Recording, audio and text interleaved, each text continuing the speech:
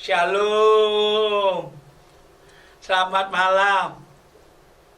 Kami dari Jakarta City Care senang bisa berjumpa kembali dengan Sobat Prestasi dan pemirsa Bible TV yang dicintai oleh Tuhan. Setengah jam ke depan ini saya pelayan Tuhan Arasia Haan akan menemani Sobat Prestasi dalam mempelajari firman Tuhan, menggali firman Tuhan dengan tujuan agar kita hidup sesuai dengan firman Tuhan. Sebelum kita melangkah lebih jauh, kita berdoa sejenak. Bagi Tuhan segala kepujian, kemuliaan, dan kejayaan. Minta berkat Tuhan untuk acara malam hari ini, dimanapun suara kami didengar, dan jemaatmu boleh melihat acara malam ini. Biar pengurapan Tuhan boleh turun. Tuhan menolong sehingga malam ini kami bisa menangkap pesan Tuhan bagi setiap kami. Berfirmanlah dalam nama Yesus. Haleluya. Amin. Sobat Prestasi dan pemirsa Bible TV yang dicintai Tuhan, senang bisa berjumpa malam ini. Mari kita ambil Alkitab kita. Bagi kita yang punya Alkitab, dan siapkan juga catatan kita. Kami terus mendorong untuk setiap kita, khususnya bagi Sobat Prestasi dan pemirsa Bible TV, tiap kali kita dengar firman Tuhan, mari kita belajar untuk mencatatnya dengan tujuan agar kita lebih mudah dapat mengulanginya. Kami meyakini kebiasaan kita adalah masa depan kita. Tema firman Tuhan yang akan kami sampaikan malam ini adalah berani menghadapi tantangan. Maksud tujuan kita mempelajari topik ini adalah agar kekristenan kita bertumbuh di dalam Yesus. Malam ini firman Tuhan kami ambil dari 1 Samuel pasal 17 ayat 45. Buka Alkitab kita, kami akan membacakannya. Demikian firman Tuhan.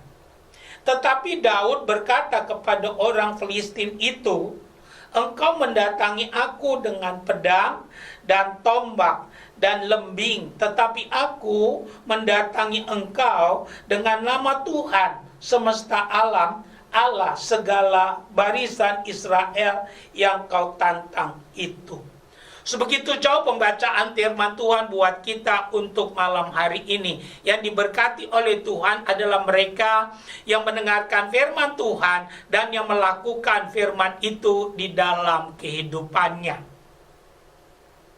Berani menghadapi tantangan. Itulah judul khotbah kita untuk malam hari ini. Sebagai pendahuluan, kami ingin menyampaikan sesudah kita percaya Tuhan Yesus, seharusnya setiap kita wajib hukumnya memiliki Alkitab. Nah, kalau kita sudah punya Alkitab, bangunlah disiplin rohani. Bacalah tiap hari. Kalau kita mau melakukannya, 3 hal terjadi dalam hidup kita. Pertama, imanmu akan bertumbuh. Yang kedua, apa yang terjadi, pengenalan kita pada Yesus semakin dalam. Yang ketiga, kita akan mengerti kehendak Tuhan bagi setiap kita. Nah, malam ini kita mau menggali khususnya tentang berani menghadapi tantangan. Ini tema sangat penting bagi kita pada hari-hari terakhir ini. Kenapa kami katakan sangat penting bagi kita di hari-hari terakhir ini? Karena hari-hari terakhir ini banyak daripada kita yang mengalami tantangan, kesulitan dalam kehidupan ini. Alkitab katakan segala tulisan yang diilhamkan Allah bermanfaat untuk mengajar, menyatakan kesalahan, memperbaiki kelakuan, dan menuntun orang kepada kebenaran. Kami berharap melalui kebenaran yang kita dengar ada iman dalam hidup kita, sehingga kita boleh berkata bersama Yesus kita bisa, bersama Yesus kita mampu, bersama Yesus kita lakukan perkara yang besar. Nah, ada 4 hal yang kami mau bagikan sehubungan dengan tema kita berani menghadapi tantangan. Yang pertama andalkanlah Tuhan. Percaya atau tidak, hidup ini bergantung kepada apa dan siapa yang kita andalkan. Kalau manusia yang kita andalkan, kami pastikan kau akan kecewa. Dan terus akan kecewa. Karena manusia punya keterbatasan. Nah, malam ini kita mau belajar, khususnya dari 1 Samuel, pasal yang ke-17, berani menghadapi tantangan. Kita lihat pada ayat yang ke-46, di sini kita akan lihat bagaimana Daud sungguh-sungguh mengandalkan Tuhan. Coba kita lihat, saya akan membacakannya.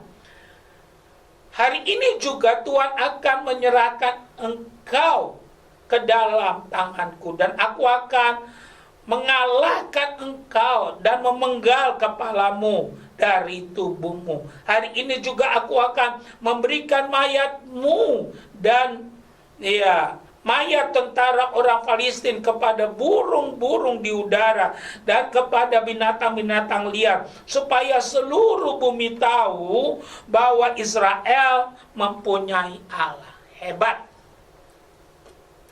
Haleluya. Berani menghadapi tantangan. Pertama, andalkanlah Tuhan.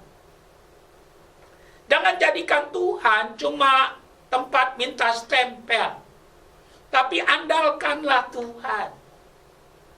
Kau tidak akan pernah punya kesaksian Tuhan yang hebat, Tuhan yang besar, Tuhan yang gagah, Tuhan yang perkasa, kalau saudara dan saya terus menghindar, tidak mau menghadapi tantangan itu dalam kehidupan kita. Kalau saudara dan saya tidak pernah mau melakukan firman dalam hidup kita, karena kesaksian adalah buah dari firman yang kita lakukan.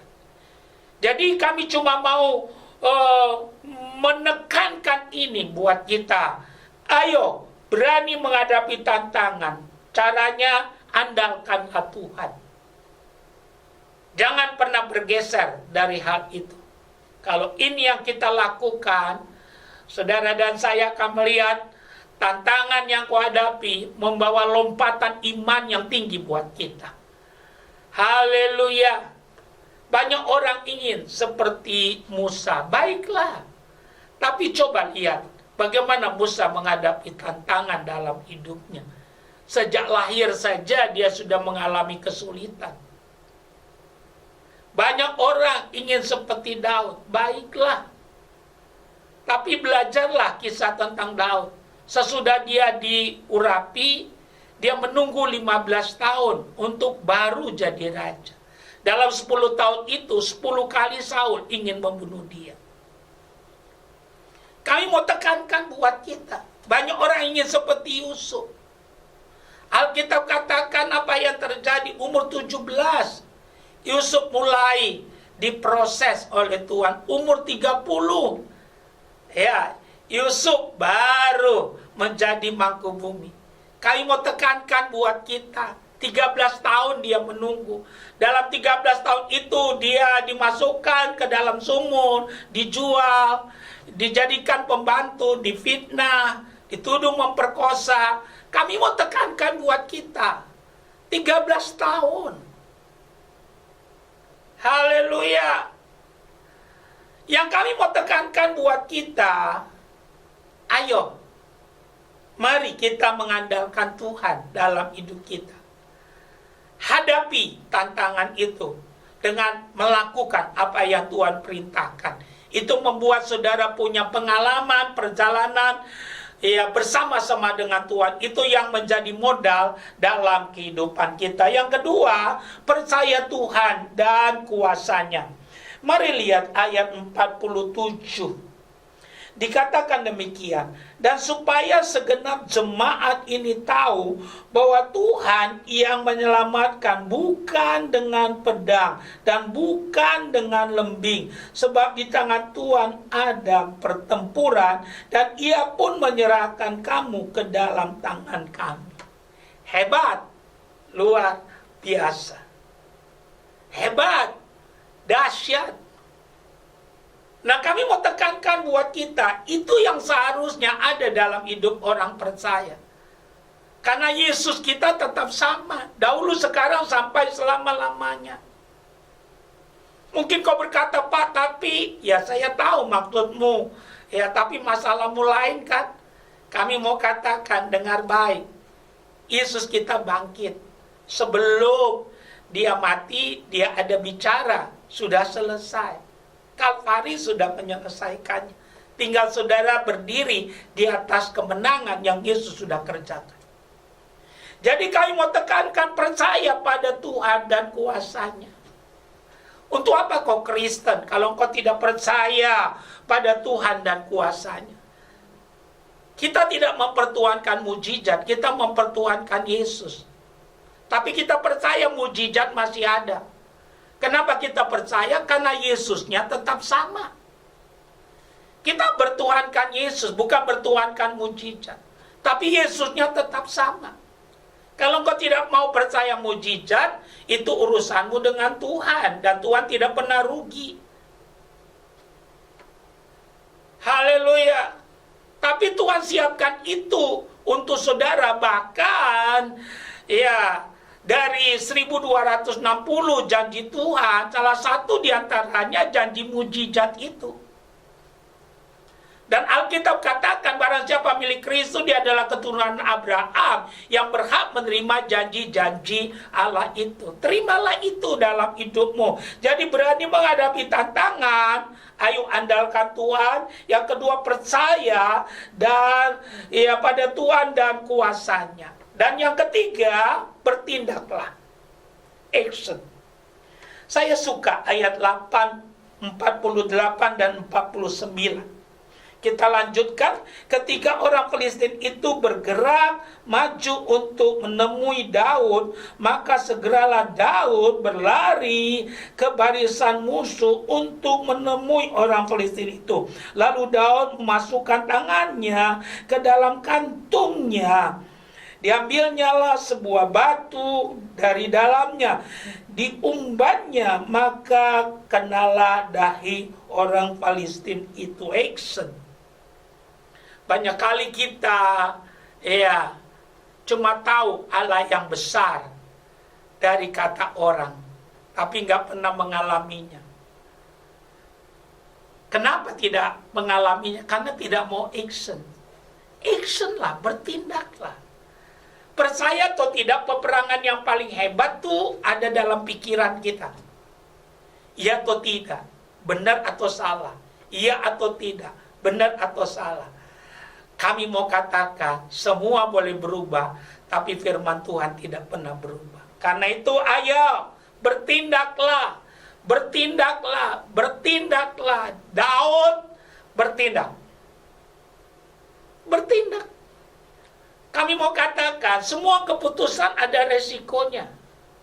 Tapi kalau yang kau lakukan adalah perintah Tuhan, Tuhan pasti membela. Kalau yang kau lakukan adalah kehendak Tuhan, Tuhan pasti bela. Jadi kami mau katakan action, bertindak, bertindak, dan bertindak.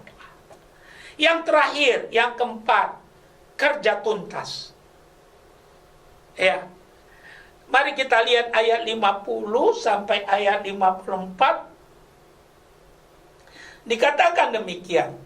Ayat 50-nya dikatakan, demikianlah Daud mengalahkan orang Filistin itu dengan umban dan batu. Ia mengalahkan orang Filistin itu dan membunuhnya tanpa pedang di tangannya. Dan Daud berlari mendapatkan orang Filistin itu, lalu berdiri di sebelahnya.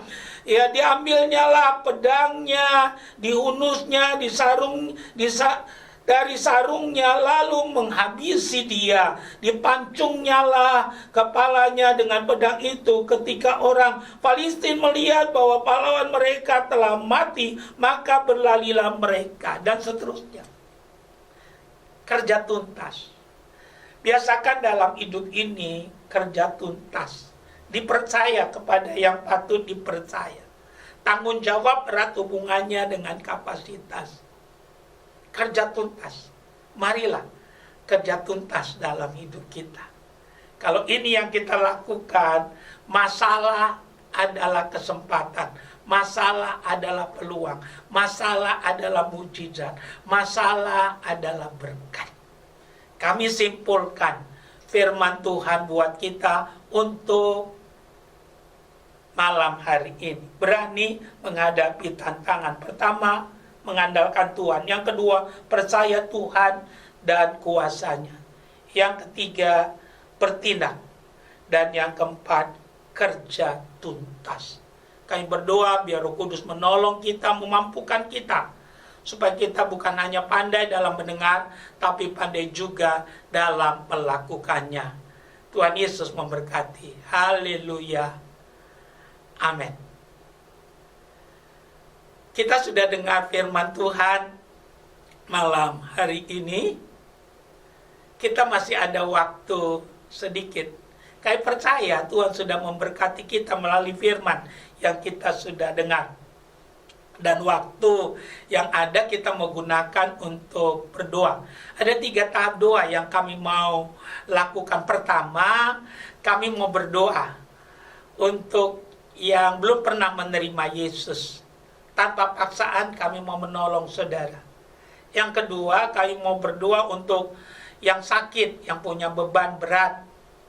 Dan yang ketiga, kita mau berdoa syafaat. Mari kita lakukan. Letakkan tanganmu di dadamu. 1, kita berdoa. Ikuti doa saya. Tuhan Yesus, malam ini saya terima firman Tuhan. Saya mohon pengampunan dosa dari semua dosa, kesalahan, kejahatan yang saya lakukan. Ampuni saya Tuhan, karena dosa saya membawa saya ke dalam kebinasaan. Saya mempersembahkan diri saya malam ini kepada Tuhan. Tuhan Yesus, masuklah dalam hati saya. Saya menerima dengan sadar Yesus Kristus menjadi Tuhan dan Juru Selamat dalam kehidupan saya. Dalam nama Yesus. Bagi engkau yang sakit, letakkan tanganmu 1 pada bagian tubuh yang sakit. Contoh, kalau ginjalmu yang sakit, taruh 1 tanganmu di ginjalmu, 1 angkat ke atas. Kalau jantungmu yang sakit, taruh 1. Ya, di sebelah kirimu 1 tanganmu angkat ke atas. Jangan lakukan kalau engkau tidak percaya, tapi lakukanlah kalau engkau percaya. Mari kita berdoa. Ya Tuhan, Kau melihat Sobat Prestasi dan pemirsa Bible TV yang sakit. Kau lihat tangan-tangan yang ditaruh pada bagian tubuh mereka yang sakit. Sebagai hamba Tuhan, hamba berdoa di dalam nama Yesus. Penyakit lenyaplah. Aku mengorakkan engkau. Tidak boleh kembali lagi. Oleh bilur-bilur Tuhan Yesus, jadilah sembuh. Dalam nama Yesus. Kalau engkau punya beban, taruh kedua belah tanganmu di dadamu. Mungkin beban keluarga, beban keuangan, beban pekerjaan. Bagi Tuhan tidak ada yang mustahil. Tetap berpengharapan dalam Yesus. Letakkan tanganmu dua-dua di dadamu, kita berdoa. Ya Tuhan, Kau lihat Sobat Prestasi dan pemirsa Bible TV yang punya beban berat. Kau berkata, marilah kepadaku kamu yang letih lesu dan beban berat. Tuhan berjanji akan memberikan kelegaan. Hamba berdoa di dalam nama Yesus. Tuhan meratakan gunung, menimbun lembah, membuka pintu-pintu yang tertutup. Dalam nama Yesus, aku katakan terbuka jalan buat masalahmu. Ada pertolongan, ada kuasa Tuhan, ada pembelaan Tuhan berlaku atas hidupmu. Tuhan merubah air matamu menjadi mata air. Duka citamu menjadi sukacita. Duka citamu Tuhan rubah menjadi sukacita. Ratamu menjadi tarian. Kami berdoa terima mujizat Tuhan. Kami mendoakan untuk Panorama Suryo Pranoto yang jadi partner kami dalam pelayanan di radio ini. Limpahkan rahmat anugerah-Mu. Kami berdoa buat orang-orang yang sakit di rumah sakit karena virus corona. Tuhan sembuhkanlah. Tuhan, kami minta mujizat-Mu untuk Indonesia, dari Aceh sampai Papua, dari Sangir sampai Kupang. Kami berdoa bebaskan Indonesia dari virus corona. Kami berdoa dalam nama Yesus, darah Yesus membungkus Indonesia, diberkatilah penduduknya, mata pencarian penduduknya, dan pemerintahannya. Kami berdoa buat kota kami Jakarta, Tuhan, bungkus dengan kuasa darah-Mu, bebaskan kota ini dari virus corona. Kami minta kasih karunia perkenanan daripada Tuhan. Kami mendoakan gereja Tuhan hari-hari ini, dimanapun mereka berada, Tuhan, kami minta kasih karunia perkenanan dari Tuhan, pengampunan dari Tuhan, kasih Tuhan turun. Hari-hari ini kalau tidak bisa beribadah, Tuhan Kau kunjungi jemaat-Mu.